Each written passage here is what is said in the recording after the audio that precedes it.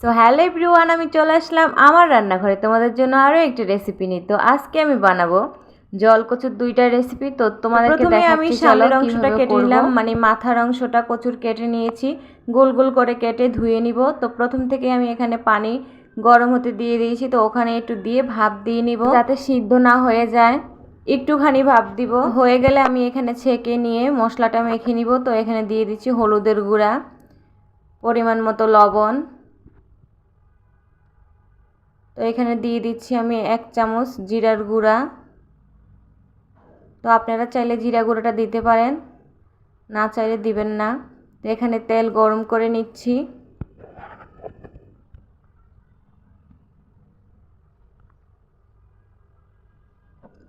তো আমি তেল গরম হয়ে গেলে এখানে একটা একটা করে কচুগুলো দিয়ে দিচ্ছি। তো আমি এই কচুগুলো দুইবারে ভেজে নিব, একবার দিব না, একবার দিলে বেশি হয়ে যাবে।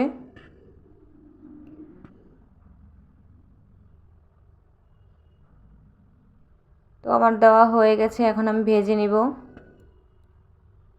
তো এক পাট হয়ে গেলে আমি উল্টে দিচ্ছি। তো উল্টে পাল্টে আমি দুই পিঠে লাল লাল করে ভেজে নিব। এইভাবে কচুর মাথা ভাজি করে দেখবেন, খুব ভালো লাগে খেতে।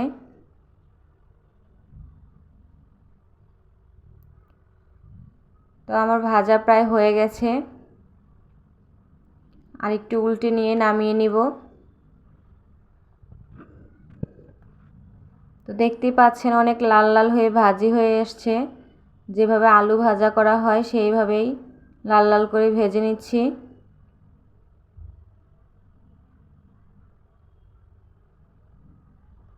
তো আমার ভাজা হয়ে গেলে আমি এখানে তুলে নিব।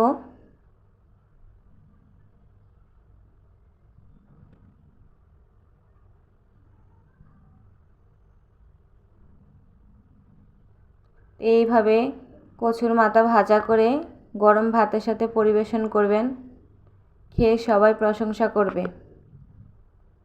তো আমার এখানে ভাজা হয়ে গেছে, তো আমি অন্যগুলো ভেজে নিব। তো আমার পুরো কচুগুলো ভাজা হয়ে গেছে। তো আমি আরও একটা রেসিপি করব, সেজন্য এখানে নিয়ে নিয়েছি আগে থেকেই কেটে রাখা, মানে গোল গোল করে কেটে মাঝখান থেকে এক পিস করে নিয়েছি।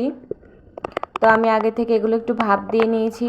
তো চলো এগুলোকে ভেজে নিব। তো আমি ওই তেলেই আর একটু তেল দিয়ে এই কচুগুলোকে ভেজে নিব।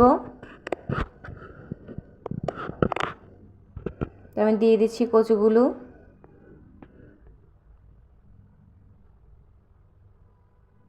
তো আমি ভালো করে লাল লাল করে ভেজে নিব।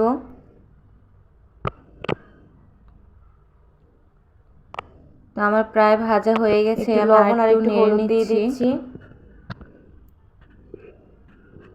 এখন আমি ভালো করে লাল লাল করে লাল লাল হয়ে গেছে, তো আমি তুলে নিয়েছি। এখন এখানে দিয়ে দিচ্ছি ফোড়ন। তো তেল দিয়ে দিলাম, তেলটা গরম হয়ে আসলে আমি এখানে তেজপাতা দিয়ে দিব। তো দিয়ে দিচ্ছি তেজপাতা। তো আমি এখানে মশলার জন্য নিয়েছি সরিষা বাটা, আর এখানে রসুন বাটা, পেঁয়াজ বাটা, আর নিয়ে নিয়েছি কাঁচামরিচ বাটা। তো এখানে আমি কালো জিরা দিয়ে দিচ্ছি। তো দিয়ে দিচ্ছি মশলাটা। তো আমি এখানে দিয়ে দিব, ভালো করে নেড়ে চেড়ে নিচ্ছি।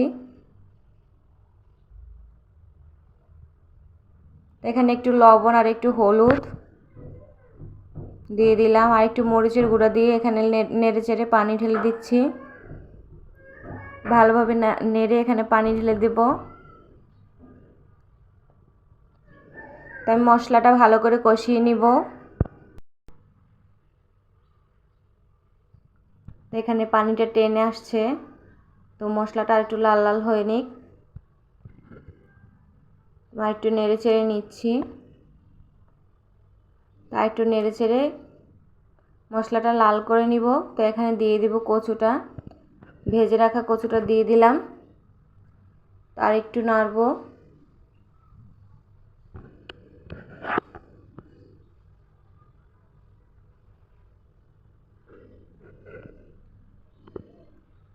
তো একটু নেড়ে চেড়ে আমি এখানে পানি দিয়ে দিব। পানিটা একটু কম দিব, কারণ আমি এটা ঝোল রাখবো না, মাখা মাখা রাখবো, সেজন্য। তো আমি আর দিব না পানি, এটা ফুটিয়ে নিব ভালো করে। কচুটা আমার প্রায় সিদ্ধই, আর একটু ফুটে আসলেই নামিয়ে নিব। আর ঝোলটা প্রায় টেনে গেছে, আর একটু ফুটে আসলে আমি নামিয়ে নিচ্ছি। কালারটা খুব ভালো হয়েছে। এখানে দিয়ে দিচ্ছি একটু জিরার গুঁড়া আর একটু ধনিয়া গুঁড়া, তা আবারও নেড়ে চেড়ে দিব।